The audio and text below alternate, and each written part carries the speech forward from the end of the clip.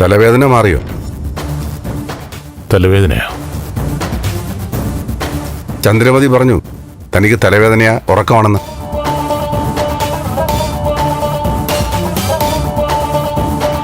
ചെറിയൊരു തലവേദന, ഒന്ന് ഉറങ്ങിപ്പോയി. ബാലു, ഞാൻ സിദ്ധുവിനോട് പറയുമായിരുന്നു ബാലുവിന്റെ പ്രയാസങ്ങള്. തനുജയുടെ വിഷയം ബാലുവുമായി ബന്ധിപ്പിക്കരുതെന്ന് ഞാൻ പറഞ്ഞു. ഇതിനൊക്കെ നീ എന്തിനാ അഭിപ്രായം പറയുന്നേ? എന്റെ കുടുംബത്തെ ബാധിക്കുന്ന ഏതിനും ഞാൻ അഭിപ്രായം പറയും.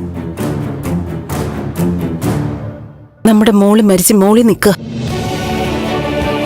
അതിന്റെ കണ്ണീര് തന്നെ ഇവിടെ തോർന്നിട്ടില്ല. അതിന്റെ ഇടയിൽ ഇങ്ങനെയും കൂടി. മീരയുടെ ആത്മാവ് കാണുന്നുണ്ടല്ലോ. അവൾക്ക് സഹിക്കോ? അവൾക്ക് പകരം നമ്മൾ മറ്റൊരു കുട്ടിയെ മോളായിട്ട് എടുക്കുന്നത്? മീരയുടെ ആത്മാവിന് മാത്രമല്ല ചന്ദ്രമതി, ഇതൊന്നും ആർക്കും സഹിക്കില്ല. ചന്ദ്രകത്തേക്ക് ചെല്ല, ഒരു കാപ്പി എടുക്ക, ഞങ്ങളൊന്ന് സംസാരിക്കട്ടെ. അല്ല ബാലു, ഞാൻ സിദ്ധുവിനോട് പറഞ്ഞു, സിദ്ധുവിനോടുള്ള സ്നേഹം കാരണം ബാലു തനുജയെ ദത്തെടുക്കാനുള്ള ചിന്തയൊക്കെ ഉണ്ടെന്ന്. അതിലേക്ക് സിദ്ധുവും ദേവികയൊക്കെ കൂടിയായിരിക്കും കൊണ്ടെത്തിച്ചത്. പക്ഷെ സിദ്ധു, ബാലു നിൽക്കുമ്പോ തന്നെ ഞാൻ പറയാം, ബാലു സിദ്ധുവിനെ സഹായിക്കുന്ന പ്രതീക്ഷയൊന്നും വേണ്ട. അതിന് ഞാൻ സമ്മതിക്കില്ല. ചന്ദ്രനോട് പോവാനാ പറഞ്ഞേ. പോകാൻ പറയേണ്ടത് എന്നോടല്ല.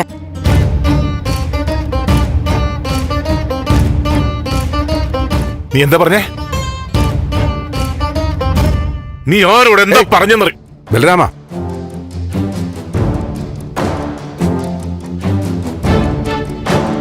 സോറി ചന്ദ്രമതി, ഞാൻ കാരണം നിങ്ങൾക്കിടയിൽ ഒരു തർക്കവും വഴക്കമൊന്നും വേണ്ട. 1-2 മിനിറ്റ് ചില കാര്യങ്ങൾ പറഞ്ഞിട്ട് ഞാനങ്ങ് പൊക്കോളാം.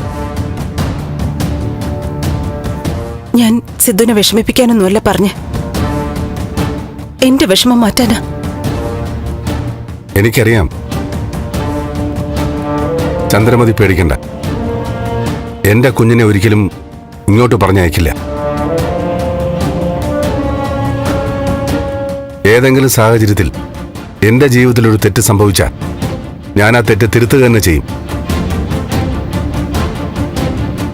എന്റെ കുഞ്ഞ് മറ്റൊരാൾക്കും ബുദ്ധിമുട്ടുണ്ടാക്കില്ല. അപ്പോഴത്തെ ദേഷ്യത്തിൽ അങ്ങനെ ചൂടായതാ. സോറി അന്ദ്രേ. ഞങ്ങൾ കുറച്ച് സംസാരിക്കട്ടെ. കുറച്ച് രാഷ്ട്രീയ കാര്യങ്ങൾ സംസാരിക്കാനുണ്ട്. ചന്ദ്രാകത്തേക്ക് ചെല്ല. ആ സിദ്ധു, രജനിക്ക് എങ്ങനെയുണ്ട്? ആ, ഹോസ്പിറ്റലിലാണ്.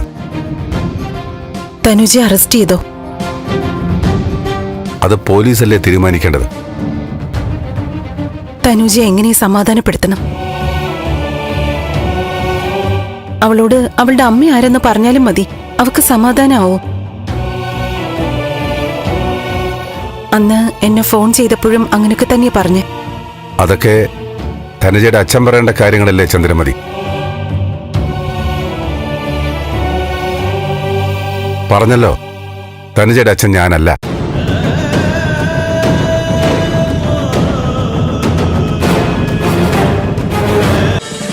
ഫ്ലവേഴ്സ് ഒരുക്കുന്ന കാഴ്ച വസന്തം യൂട്യൂബിൽ പ്രേക്ഷകർക്ക് ലൈവായി കാണാം. ഫ്ലവേഴ്സ് കോമഡിയിൽ ജോയിൻ ചെയ്യൂ, ആസ്വദിക്കൂ.